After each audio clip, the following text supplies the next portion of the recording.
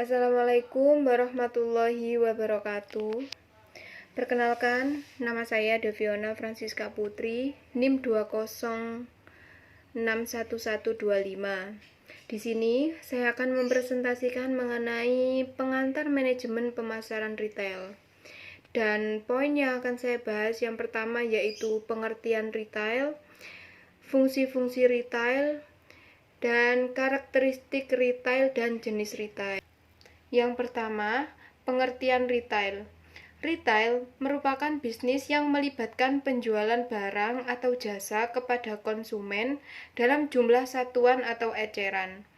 Konsumen yang membeli produk atau jasa secara eceran ini bertujuan untuk mengonsumsinya atau menggunakannya secara pribadi dan tidak menjualnya kembali. Produsen menjual produk kepada pelaku retail atau pedagang besar yang disebut juga grosir. Pedagang besar membeli, menyimpan persediaan, mempromosikan, memajang, menjual, mengirimkan, dan membayar kepada produsen. Mereka biasanya tidak menjual langsung ke konsumennya.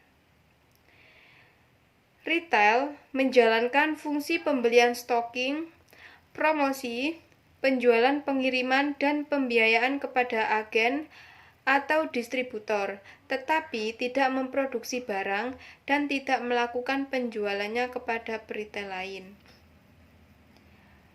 Konsumen akhir, tahap yang cukup penting dari keseluruhan bisnis adalah konsumen. Tanpa kehadiran konsumen, bisnis tidak akan berjalan. Agar bisnis berkembang, pastikan memiliki produk yang sesuai dengan kebutuhan konsumen.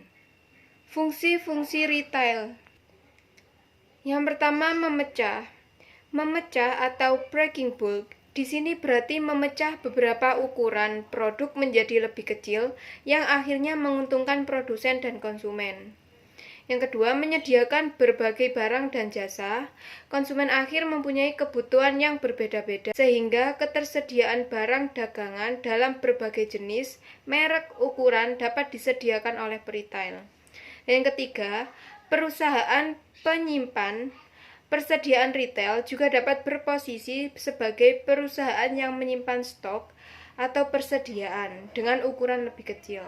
Yang keempat, penghasil jasa. Dengan adanya retail, maka konsumen akan mendapat kemudahan dalam mengonsumsi produk-produk yang dihasilkan produsen. Poin yang ketiga yaitu karakteristik dan jenis retail. Kategori jenis produk yang dijual. Retail produk makanan. Yang pertama yaitu konvensional supermarket.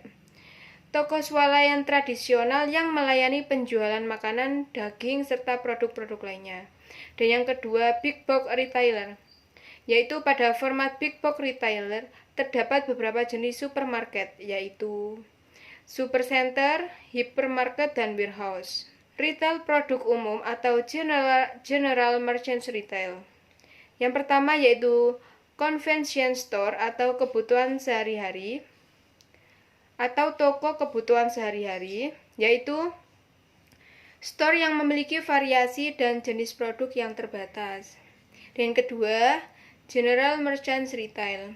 Jenis ini meliputi discount store, specialty store, kategori specialty, department store, off-price retail, dan value retail.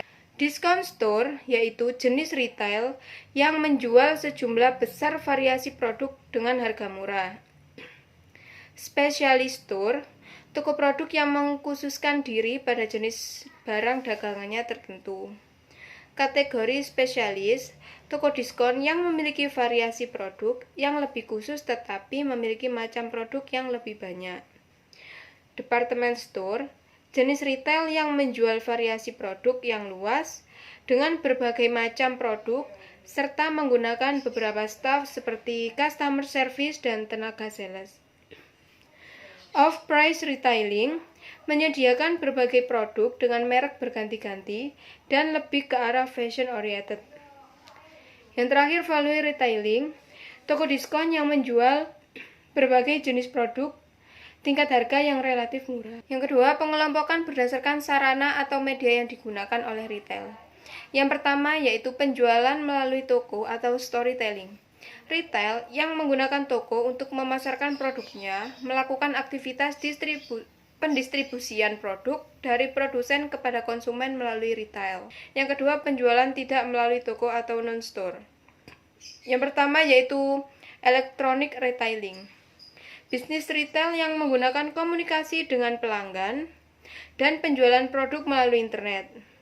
Dan yang kedua, katalog dan pemasaran surat langsung. Kepada penerima yang terpilih pemasaran melalui katalog terjadi ketika perusahaan mengirimkan katalog produk. Dan yang keenam, penjualan langsung. Memainkan peranan yang lebih luas yaitu membangun hubungan jangka panjang dengan pelanggan. Dan yang keempat, television home shopping. Format retail dengan menggunakan televisi 3 format dari television home shopping. Dan yang kelima, vending merchants retail.